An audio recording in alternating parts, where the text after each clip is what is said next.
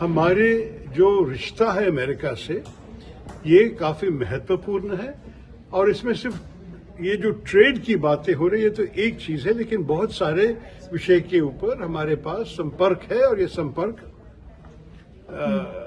अभी भी चल रहे हैं कि ये बिल्कुल हम कभी भी सीरियसली नहीं ले सकेंगे।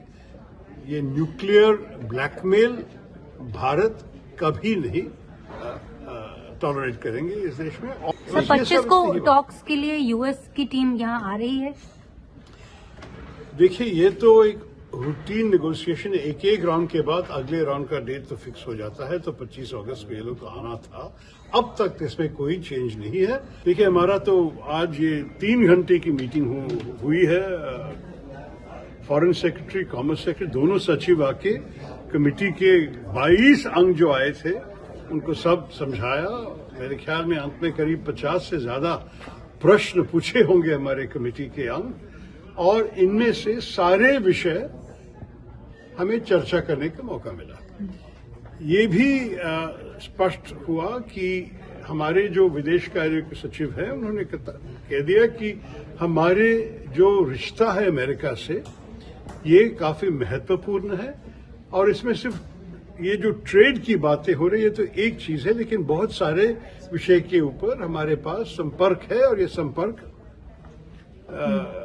अभी भी चल रहे हैं।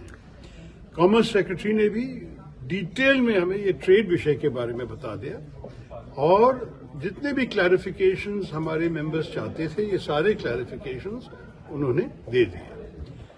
आप लोग तो मुझे पूछ रहे थे कि जनरल मुनीर का जो न्यूक्लियर सेबर रैटलिंग जो कहते हैं कि वो न्यूक्लियर तलवार हमारे तरफ दिखाए अमेरिका से, कि इसके बारे में भी चर्चा हुआ। मैं आपको कह सकता हूं कि इस विषय के ऊपर प्रश्न तो पूछा गया था और जवाब फॉरेन सेक्रेटरी साहब का था कि इस विषय पे हमारी मीटिंग की शुरुआत के समय एक स्टेटमेंट भी हमारे मिनिस्ट्री ने इश्यू की है कि ये बिल्कुल हम कभी भी सीरियसली नहीं ले सकेंगे।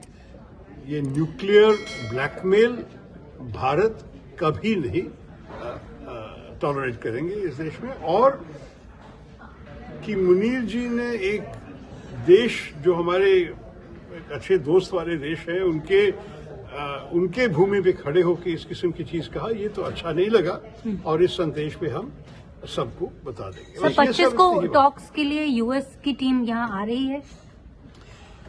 देखिए ये तो एक रूटीन नेगोशिएशन, एक राउंड के बाद अगले राउंड का डेट तो फिक्स हो जाता है, तो 25 अगस्त को ये लोग आना था। अब तक इसमें कोई चेंज नहीं है, कोई परिवर्तन नहीं है। अगर उनके तरफ से कोई तकलीफ है उस वक्त आने के लिए तो उनको बताना है। अब तक तो किसी ने ऐसे कुछ नहीं बताया। जितने भी चर्चा की ज्यादा इस रिश्ते के ऊपर और मतलब ये सारे विषय के ऊपर थे। अगर पुतिन साहब के मीटिंग के बाद और यूक्रेन के साथ अगर कोई मीटिंग हुई और ये सारे बदल लिए तब तो वो दूसरा जो 25% जो रशिया के ऑयल खरीदने के कारण हमारे ऊपर इम्पोज किया गया है, ये दूसरे 25% तो जाएगा, क्योंकि वो तो सिर्फ ये रशियन युद्ध के कारण थे ना। तो अगर युद्ध नहीं है तो नेचुरली, लेकिन वो पहला 25% से भी हमें असर पड़ रहा है और उसके ऊपर तो चर्चा करनी चाहिए कि उसको जरा सा कम करने की कोशिश करें।